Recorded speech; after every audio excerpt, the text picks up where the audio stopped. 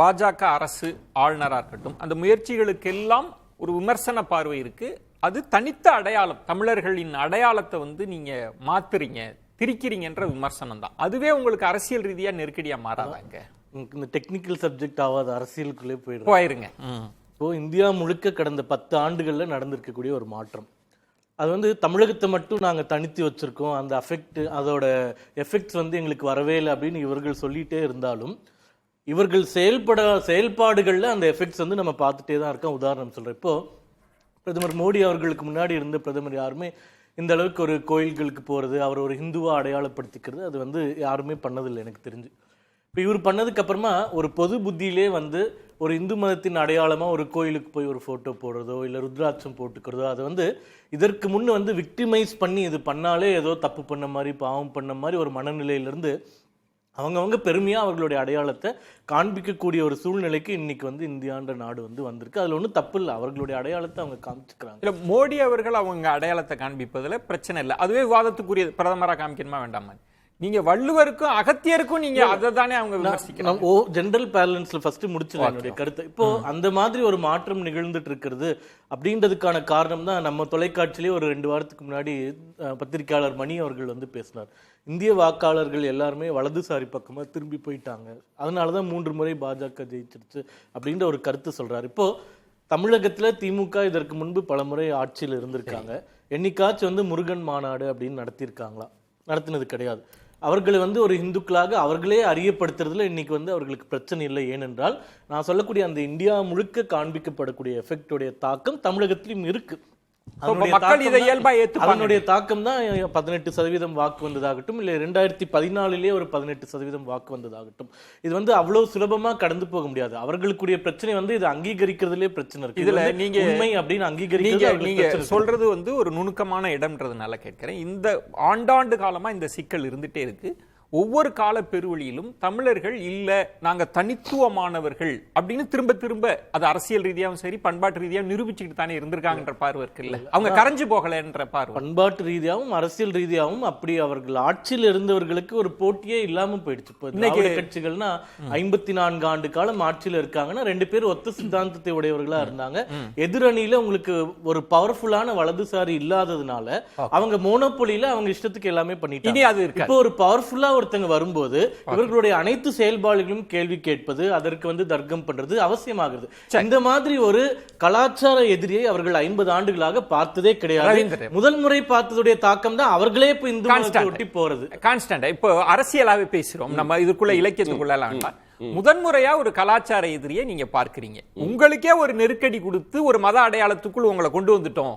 இது இந்தியா முழுவதும் நடக்குது. ஒரு தேசிய என்ன தனித்த அடையாளம்லாம் இல்ல, எல்லாம் இந்து மத அடையாளத்துக்குள்ள வர போறாங்க. இது 2014 பிறகு தம்பி பேசுறது, மோடி அவர்களுக்கு பிறகு. ஆனா எங்க தலைவர் கலைஞர் முதல் முறை பொதுப்பணித்துறை அமைச்சரா இருந்தார்ல, அப்பதான் கும்பகோணத்துல மகாமகமே ஒழுங்கா நடந்துச்சு தெரியுமா? அன்னைக்கு இருந்த சட்டமன்ற உறுப்பினர், கும்பகோணத்துக்கு சட்டமன்ற உறுப்பினர் காசி ஆனந்தன் சட்டமன்றத்தில் நாங்கள் ஆட்சியில் இருந்த பொழுது கூட, யாரு காங்கிரஸ் ஆட்சியில் இருந்த இத்தனை ஆண்டுகளில் கூட நடக்க முடியாத அளவிற்கு இதை செய்து இருந்திருக்கிறார். பொதுப்பணித்துறை அமைச்சர் கலைஞர் அவர்களுக்கும் முதலமைச்சர் பேரறிஞர் அண்ணாவிற்கும் நான் நன்றி சொல்ல கடமைப்பட்டிருக்கிறேன். பாஜக அப்ப பிறந்துட்டான் அடையாங்க. 2006 இருந்து 2011 எத்தனாயிரம் கோயில், 3000 கோயிலுக்கு தலைவர் கலைஞர் நடத்தி முடிச்சார். அதை விட ஒன்று சொல்றேன், பூசாரிகளுக்கு சைக்கிள் கொடுத்தது நாங்க தெரியுமா? அவங்களுக்கு ஒரு முறை அவங்களுக்கு ஊதியம் கொடுத்தது நாங்க தெரியுமா? இதெல்லாம் பிஜேபிக்கு பயந்தா செஞ்சோம். தமிழ்நாட்டை பொறுத்த வரைக்கும், திராவிட முன்னேற்ற கழகத்தை பொறுத்த வரைக்கும் எங்களுடைய அரசாட்சியில் அவன் இந்து, கிறிஸ்தவன், முஸ்லீம் என்பது அல்ல, எல்லோரும் தமிழர்கள், எல்லோரும் நன்றாக இருக்க வேண்டும் என்கிற கோட்பாட்டில் தான் போய் கொண்டிருக்கிறோம். நான் கேட்கிறேன் தம்பி, 3 வருஷமா நீங்க சொல்றாங்கல்ல கலாச்சாரத்துல நாங்க வந்துட்டோம். நாங்க என்ன கலாச்சாரத்தை மாத்திருக்கோம்? எங்களுக்கு இல்லாத கலாச்சாரத்தை நீங்க என்ன இங்க தமிழ்நாட்டில் கொண்டு வந்துட்டீங்க?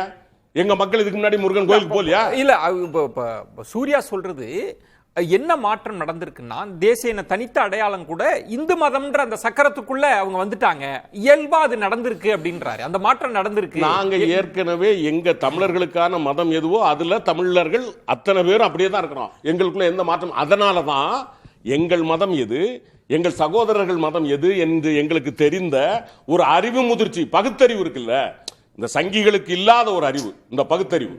அந்த பகுத்தறிவு இருக்கிற காரணத்தினால்தான் தமிழ்நாட்டுல நீங்க நம்ம பழனிக்கு நான் பார்த்திருக்கேன் தம்பி. அந்த நம்ம இவங்க போவாங்கல்ல, பாத யாத்திரை போவாங்கல்ல, இஸ்லாமிய சகோதரர்கள் காலில் தண்ணி ஊத்துவாங்க. பார்த்திருக்கீங்களா நீங்க? நான் பார்த்திருக்கேன். அப்ப இந்த பண்பாட்டு முதிர்ச்சி என்பதை எங்களுக்கு யாரும் சொல்லி தர வேண்டிய அவசியம் இல்ல. இது எங்களுடைய ரத்தத்தில் ஊறியது. தமிழர்களுக்கு பண்பாட்டை, கலாச்சாரத்தை, மற்றவர்களை மதிக்கிற குணத்தை எங்களுக்கு யாரும் சொல்லி தர வேண்டியது. தனித்த பண்பாடு அப்படின்றது மதித்தல், நம்பிக்கையை மதித்தல் என்பது வேறு. தனித்த பண்பாடு அதை நாங்க எப்போதும் போற்றி பாதுகாத்திருக்கோம். நித்யானந்தன், நீங்க தான் கால கழுவுனாங்க மாற்று மதத்தினர் அப்படின்லாம் பேசினார். அவருக்கு அது புதுசாக இருக்கலாம். இங்கே தோன்றிய மதங்கள் அல்ல அது. வெளிநாட்டிலிருந்து வந்து போதிக்க வந்து அது நன்மை பயக்குமானால் அதை நீங்கள் தாராளமாக செய்யலாம் என்று இந்த மண்ணில் இருந்த மன்னர்கள் அவர்களுக்கு பாராட்டியும் தெரிவித்து அவர்களோடு சேர்ந்து அந்த நல்ல கருத்துக்களை பரப்பினார்கள். அது இங்கிருந்தோ வந்ததுன்னு சொன்ன விட நம்முடைய மண்ணிலே அந்த கலாச்சாரம் இருக்கிறது அல்லவா, எல்லாவற்றையும் வரவேற்கிற கலாச்சாரம் அது இருக்கிறது. அவர்கள் இஸ்லாமியர்களாக மாறினால், கிறிஸ்துவர்களாக மாறினால் மாறிவிடும் என்ற அர்த்தம் அல்ல. அவருடைய முன்னோர்களுடைய கலாச்சாரம் இருக்கிறது, அதை செய்கிறார்கள். ஒன்று வேண்டாம், வேளாங்கண்ணி இதுக்காக பாத யாத்திரை போகிறாங்க. அங்கே போய் ஏன் காவியை உடுத்துறீங்கன்னு கேளுங்களேன். எதுக்கு காவி உடுத்துறாங்க? யார் கேட்டால் உங்களுக்கு காவி உடுக்க சொல்லி? திருவள்ளுவருக்கும் காவி உடுக்கக்கூடாது, ஆனா இயேசுநாதருடைய பக்தர்கள் காவி உடுத்து கொண்டு போறாங்க இல்லையா? ஒரே ஒரு கேள்வி, மாலை போடுறாங்க. கேளுங்க ஐயா, நான் எனக்கு சந்தேகம் தான் கேட்டிருக்கேன். அவங்க போனா எங்களுக்கு வந்து கோபம் வரல, ஆளுநர் போட்டா கோபம் வருது. நான் அதுல ஏதோ ஒரு அர்த்தம் இருக்குன்னு புரியுதா உங்களுக்கு? நீங்க அர்த்தம் கண்டுபிடிக்கிறீங்க, புரியுதா உங்களுக்கு? அதாவது இந்த நாட்டுல காவி உடுத்தி எந்த கோயிலுக்கு அரசியலாக்குனா அங்க வாங்க வலிக்கு யார் செஞ்சாலும் கவலை இல்லை. பிஜேபி செய்யக்கூடாது, ஆளுநர் செய்யக்கூடாது, ஆளுநர் செய்யவே கூடாது. இது எத்தகைய ஆளுநர் மனிதர் இல்லையா? அவர் இந்து இல்லையா? ஆளுநர் கவர்னர் இல்லையா? அவர் அரசு இயந்திரத்தில் அதை பயன்படுத்தி அரசை திசை திருப்பினால் காவிதான் எல்லா இடத்திலும் உடுத்த வேண்டும் என்று அவர் சொன்னால் நீங்க கேட்கலாம். சரி, அவருடைய ராஜ்பவன்ல பாயிண்டடா நான் கேட்பது வந்து தனித்த அடையாளத்தோடு நாங்க இருப்போம் அப்படின்றத நீங்க மறுக்கிறீங்க. அது இல்லன்னு சொல்ல தனித்த அடையாளமே கிடையாதுங்க. காவி என்பது கிறிஸ்தவர்களுக்கும் சொந்தம், இஸ்லாமியர்களுக்கும் சொந்தங்க. இல்ல, இங்கு தமிழர்கள்ன்றாங்க. நாங்க தனி தமிழர்களாக நாங்க எங்களுக்குன்னு தனித்த பண்பாடு அடையாளம் இருக்கு. தமிழர்களாக இருக்கட்டும். ஒரு கணக்கு எடுங்க. வழிபாட்டு தலங்களிலே தமிழிலே வழிபடக்கூடியவர்கள், மற்ற மொழிகளிலே வழிபடக்கூடியவருடைய கணக்கை எடுங்க. வெளிப்படையா சமஸ்கிருதமா தமிழா பாத்தரலாம். யார் தமிழர்கள்னு பாருங்க. ஒரு இந்துவாக இருந்தால் மட்டுமே தான் தமிழனாக இருக்க முடியும்.